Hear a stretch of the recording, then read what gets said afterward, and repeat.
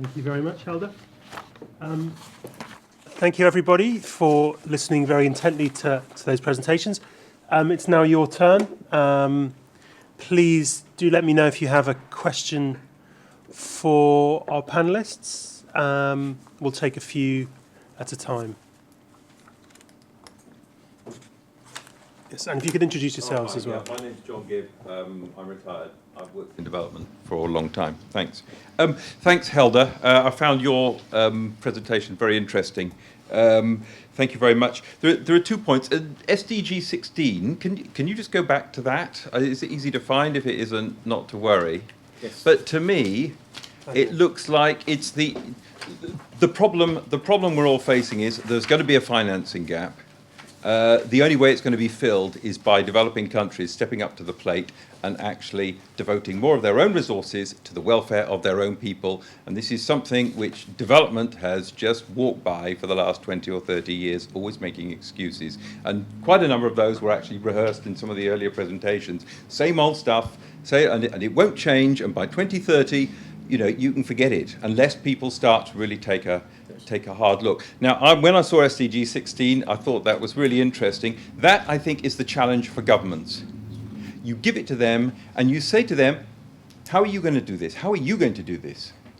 None of this is rocket science. It's pretty straightforward stuff. If they want to do it, fine. If they don't, unfortunately, for fragile states, they're going to be in receipt of emergency aid, for year after year after year. You cannot do serious development in fragile states, and unfortunately, the number of fragile states is on the increase. So, thank you very much for your presentation. I found that very worthwhile. Cheers. So, sorry, it was just a comment. Other questions? Sure.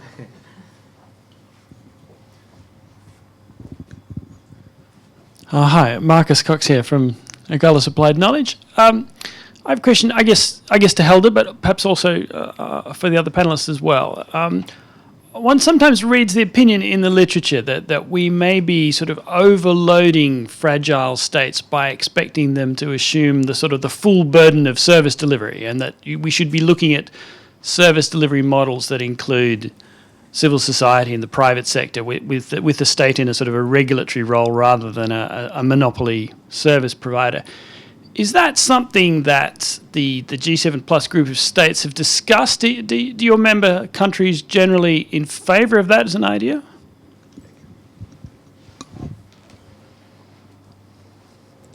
I'll use my chair's prerogative to ask a question as well. 2 questions, in fact. Firstly to Natalie. It was really interesting to see the diagram that you presented illustrating the risks the assessed risks related to state building contracts. Was it in comparison to other budget support operations? I can't remember. Or was in comparison to more traditional sector or good governance budget support operations. But at the same time, you have been able to get a very large volume of financing out of the door. So I'd be really interested to hear from you.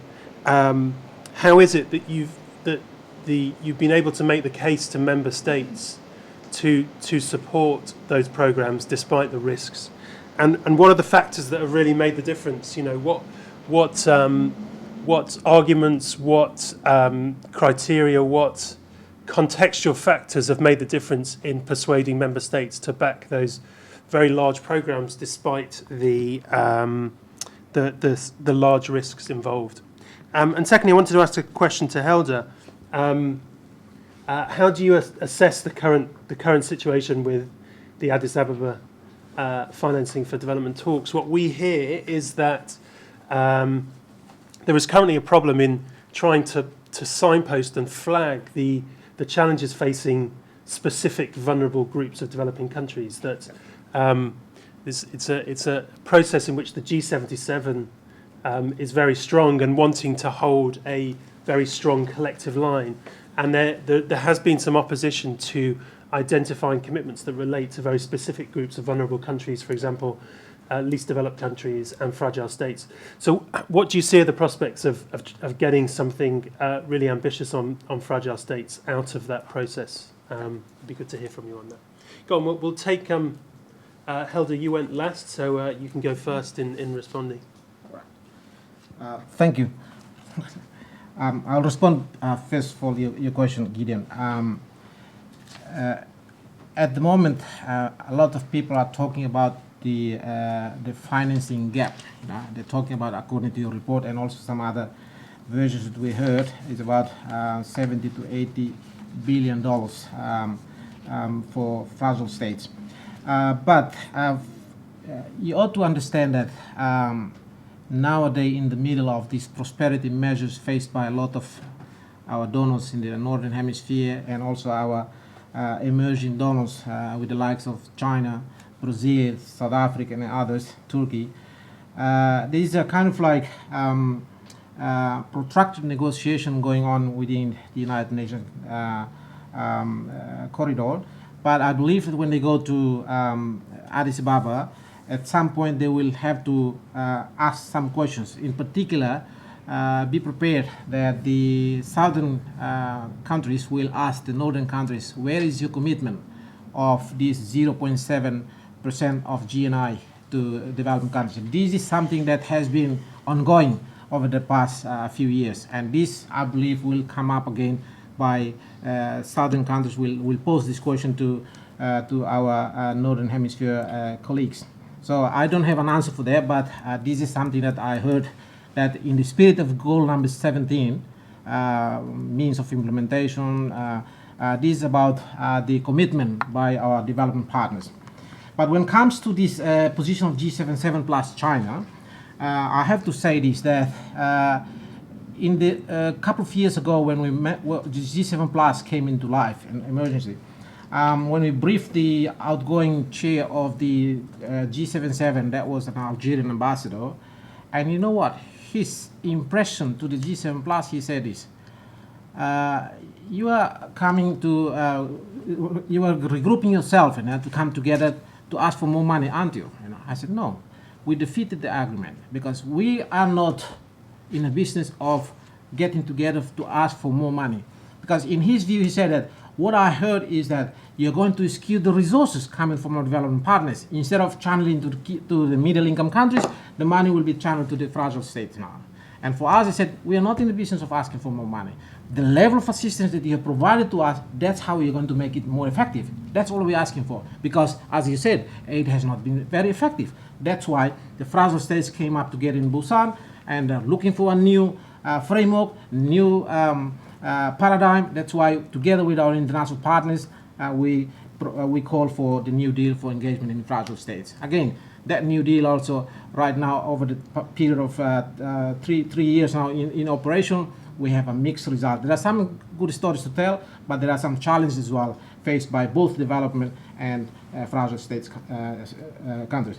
But I'm cautiously optimistic, I have to say this, that given that this financing for development is a non-binding commitment, many countries, for the sake of, from what I heard from reliable sources, they say that they are going to, some of them are prepared to go and do some pledging in the financing for development, but the emerging countries will, that's not the tradition that they go to the meeting, they will pledge. For them, they would like to see engaging directly with individual or grouping of LDCs in order to be able to discuss this. So this is something that I can contribute in this slide.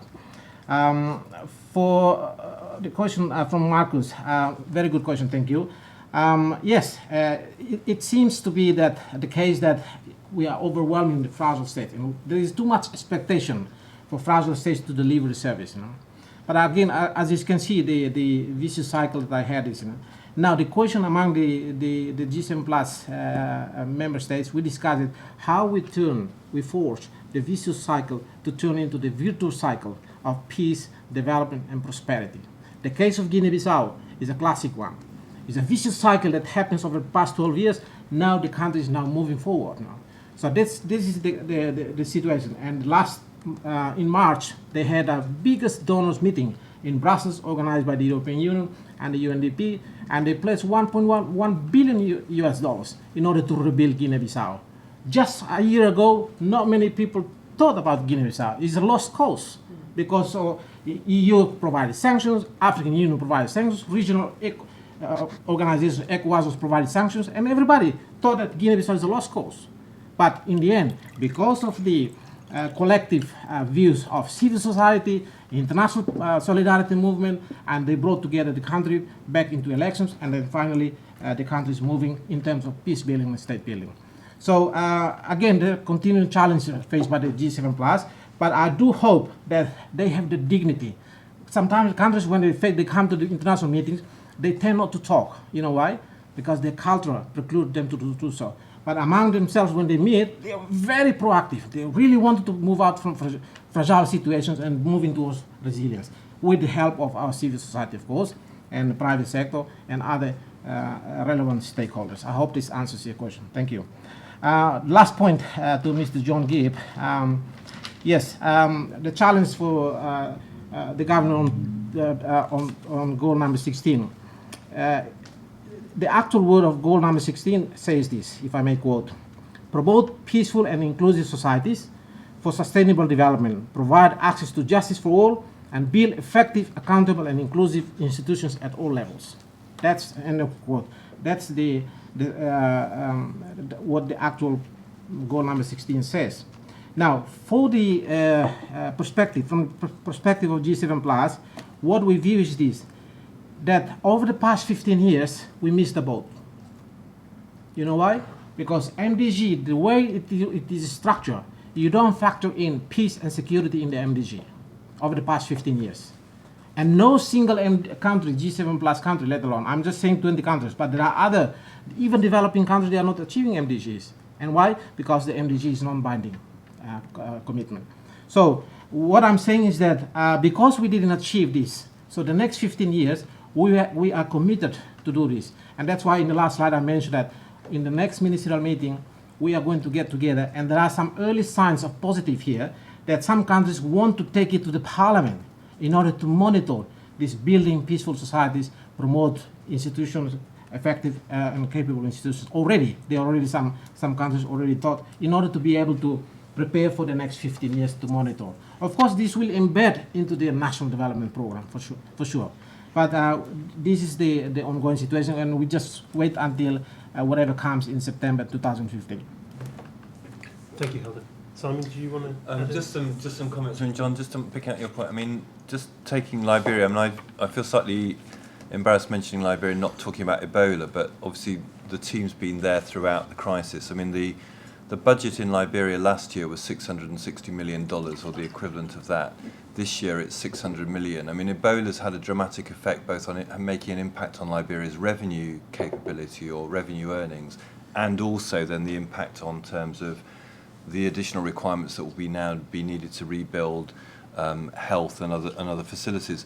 So I think, in a way, one of the things I'm really pleased about, in response to requests by government, we are giving increasing support on revenue because they want to raise revenue. In South Sudan, we've provided some assistance in South Sudan to help them develop the basis for a revenue authority, because actually they again are heavily dependent on oil, as Natalie said, and they want to increase their revenue. So I think the indications are, I think countries are doing all they can, or at least the ones I'm most familiar with now are doing what they can to raise revenue.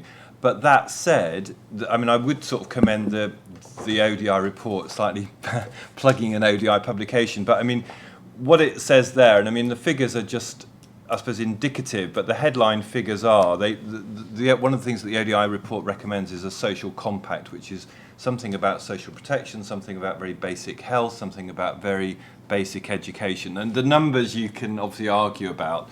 The figure of, in terms of delivering the social compact per year, I'm just looking, I've got the figures in front of me, is 148 million. They talk a lot about domestic, $148 billion.